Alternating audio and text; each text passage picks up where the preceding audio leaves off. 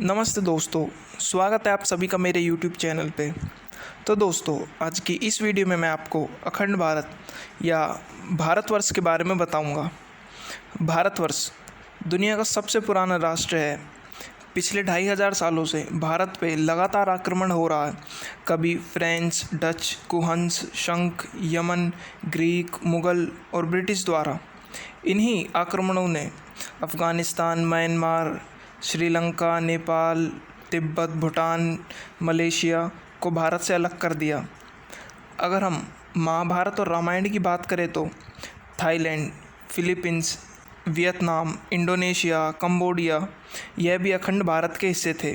Singapore का प्राचीन नाम सिंगपुर था। जब भारत हिमालय से हिंद महासागर और ईरान से इंडोनेशिया तक था। 1857 में भारत का क्षेत्रफल 83 लाख स्क्वायर किलोमीटर था, जो अब 33 लाख स्क्वायर किलोमीटर रह गया है। श्रीलंका। ब्रिटिशर्स ने श्रीलंका को भारत से 1935 में अलग किया। यह सम्राट अशोक के राज्य का हिस्सा था। अशोक का बेटा महेंद्र और बेटी संघमित्रा श्रीलंका बुद्धिज़्म का प्रचार करने गए थे। अफ़गानिस्तान। अफ़गानिस्तान का प्राचीन नाम अफ़गानिस्तान था और कांधार का प्राचीन नाम गांधार था। गांधार का वर्णन महाभारत में भी आता है। कौरवों की माँ गांधारी और शकुनी मामा गांधार का युवराज था। 1876 में अफ़गानिस्तान भारत से अलग हो गया। म्यांमार।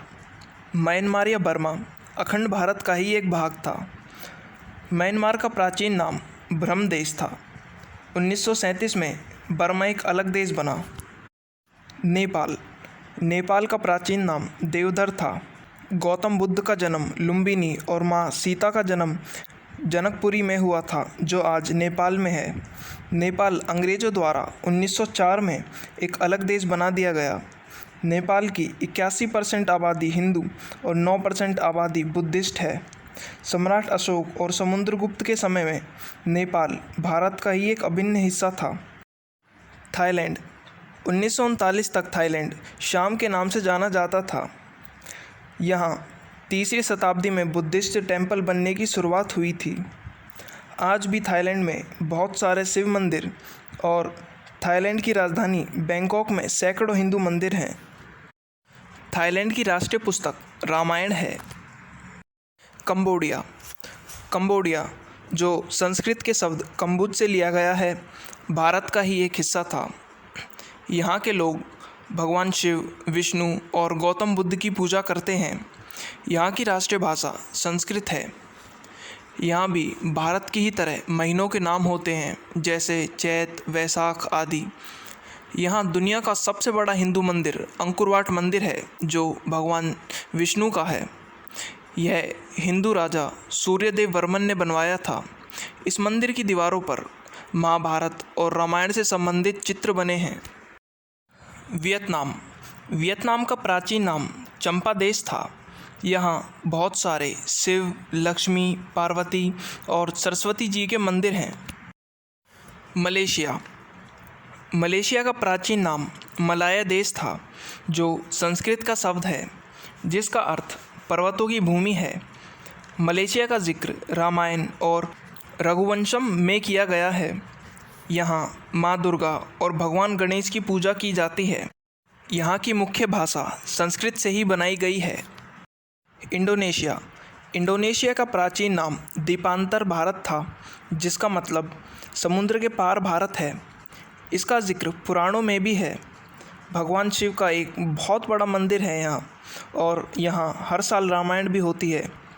यहाँ के संस्थानों के मोटो आज भी संस्कृत में हैं, जैसे इंडोनेशिया पुलिस एकेडमी का धर्मा बिजक्साना क्षत्रिय है, और इंडोनेशिया नेशनल आर्म्ड फोर्स का त्रिधर्मा एक कर्मा, इंडोनेशिया सुप्रीम कोर्ट का धर्मा युक्ति, और इंडोनेशिया एयरलाइंस का गरुण एयरलाइंस है। इंडोनेशिया में दुनिया की सबसे बड़ी कुंभकर्ण की मूर्ति और भगवान श्री हरि विष्णु और गरुण देव की मूर्ति है। भगवान विष्णु की मूर्ति 28 साल और $100 मिलियन में बनी थी। तिब्बत। तिब्बत का प्राचीन नाम त्रिविक्रम था जो बाद में तिब्बत बना। यहीं भगवान शिव का कैलाश पर्वत है और सिंधु नदी भी यहीं से निकलती है। भूटान भूटान भारत से 1906 में ब्रिटिशों द्वारा अलग हुआ। भूटान संस्कृत का शब्द है जो भू उठन से बना है, जिसका मतलब ऊंची भूमि है। पाकिस्तान और बांग्लादेश।